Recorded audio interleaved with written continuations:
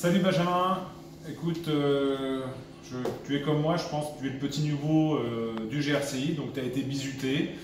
Et donc comme moi, tu as été obligé de travailler tout l'été, et notamment là ce week-end où vient de se finir le congrès de l'ESC, malheureusement en grande partie en non présentiel, mais au moins ça nous a permis de le suivre. Et donc, comme il a fallu recruter des intellectuels au GRCI et des jeunes, on est là pour faire un petit bilan sur ce gros week-end et sur les grandes études que toi tu as pu voir passer à l'ESC. Moi, je vais te donner ma première impression sur les études de médicaments, sur les études de pharmacopée. On a des études qui ont été dans le sens de l'année dernière, notamment les inhibiteurs de la SGLT2, les dapagliflozine et l'empagliflozine avec l'étude Emperor, qui va dans le même sens et qui dit que probablement il y a un bénéfice à ces médicaments étiquetés pour le diabète depuis des années, mais qui ne sortaient pas, et notamment qui sortent peut-être pour les traitements de l'insuffisance cardiaque et qui vont améliorer le pronostic de nos patients insuffisants cardiaques. Et aussi peut-être nos patients insuffisants rénaux, puisqu'il y a l'étude d'APA-CKD qui montre un bénéfice chez les patients insuffisants rénaux. Et on en parlera très probablement en GRCI dans la première session médicale qui est dédiée à l'insuffisance rénale. Alors il y a d'autres médicaments très modernes qui sont sortis. On ne parlera pas d'hydroxychloroquine, mais de colchicine, et puisque dans les suites de l'étude Colcott qui a été publiée en péri-infarctus, eh bien, il y a une étude qui s'appelle l'ODOCO-2 qui montre un bénéfice chez nos patients coronariens au long cours, avec, il me semble-t-il, une amélioration du pronostic de nos patients coronariens lorsqu'on ajoute au traitement habituel de la colchicine. Et eh bien, il ne va pas falloir commander pas mal d'imodium avec, mais nos coronariens seront peut-être à moyen terme tous sous colchicine. Et puis une étude beaucoup plus, on va dire, moderne, avec un nouveau médicament, le premier inhibiteur de la myosine, avec l'étude Explorer dans les patients qui ont une CMH, avec, semble-t-il, ce nouveau médicament qu'on appelle le mavacantine, qui améliore le pronostic, ou du moins les paramètres cliniques des patients avec une CMH. C'est encore à explorer et à voir le bénéfice. Mais voilà un petit peu les trois grands médicaments qui sont sortis pour moi en termes, peut-être pas de cardiologie interventionnelle, mais de cardiologie générale. Qu'as-tu retenu, toi, Benjamin? Salut Mathieu. Écoute, comme toi, j'étais assez intéressé par cette version virtuelle de l'ESC. Pas mal d'études médicamenteuses, pas beaucoup d'études de cardiologie interventionnelle, mais somme toute des choses assez intéressantes. Ce qui m'a marqué, c'est bien sûr les nouvelles recommandations sur le syndrome coronarien aigu que Jean-Philippe Collet nous présentera dans une session dédiée au GRCI. Mais si je devais avoir retenu trois études, je pense d'abord à Populaire Ta Vie, qui a étudié de façon randomisée l'impact entre une anticoagulation et une anticoagulation plus une mono-antiaération chez les patients bénéficiant d'un TAVI.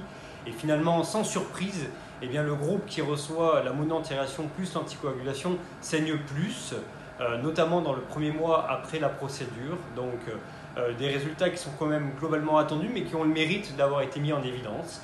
Et elle bénéficie dans le même temps d'une publication dans le New England Journal of Medicine. Les deux autres études qui m'ont marqué, c'est une énorme méta-analyse sur quasiment 600 000 patients bénéficiant d'un traitement pour l'hypertension artérielle et qui confirme l'impact très important de chaque degré de mercure dans la survenue des événements cardiovasculaires, puisque 10 mm de mercure sont associés à une réduction de 20% des événements cardiovasculaires, de quasiment 15% de la mortalité cardiovasculaire, donc une faible réduction de forts effets. Et cette méta-analyse a le mérite de montrer que chaque approche médicamenteuse est intéressante en fonction du profil du patient. Et ça, je pense que d'un point de vue de la perspective, ça va nous permettre d'ouvrir vers la dénervation des artères rénales, dont vous savez que le niveau de preuve devient de plus en plus robuste. Et donc, à l'avenir, on pourra intégrer très probablement, de façon très personnalisée, la dénervation rénale dans le management de nos patients hypertendus. Je vous rappelle, 10 mm de mercure, 20% d'événements cardiovasculaires en moins. Et enfin, la dernière étude, c'est l'étude AT-PCI qui, à mon sens, enterre définitivement le rôle du Vastarel dans le patient angineux de façon chronique, puisque d'un point de vue, avec une étude randomisée en double aveugle, le Vastarel n'a pas mis en évidence une supériorité dans le contrôle des symptomatologies angineuses sur 1 an de suivi.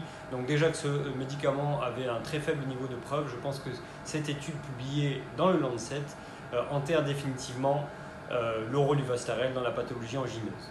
Voilà, je suis persuadé que tu souhaites nous parler d'autres études qui t'ont marqué. Je sais que tu as un intérêt pour le coronavirus, donc je pense que tu vas nous parler de Brace Corona. Et il me tarde de pouvoir échanger au GRCI en décembre avec vous. Merci Benjamin pour ces nouveautés qui étaient plus interventionnelles effectivement.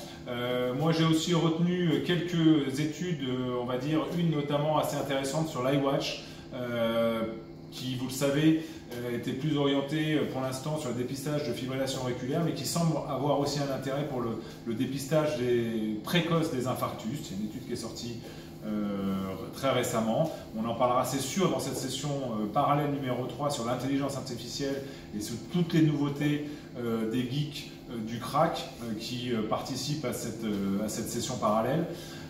Et puis une autre étude évidemment intéressante, c'est l'étude Brace Corona qui dans l'actualité est fondamentale en prouvant que ce qui avait été incriminé au début sur les ARA2 et les IEC, il n'y a pas de surrisque à garder ces médicaments chez nos patients quand ils sont atteints d'un Covid.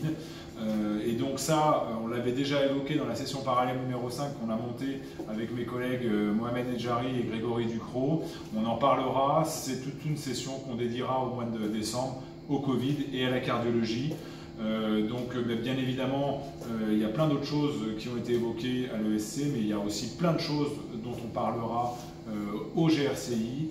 Et on compte sur tous nos collègues, sur toi et surtout nos vieux collègues et nos jeunes collègues qui, je l'espère, on pourra voir au mois de décembre au GRCI à Paris. Ou alors on est en train de monter quelque chose qui sera en non présentiel mais qui sera énorme.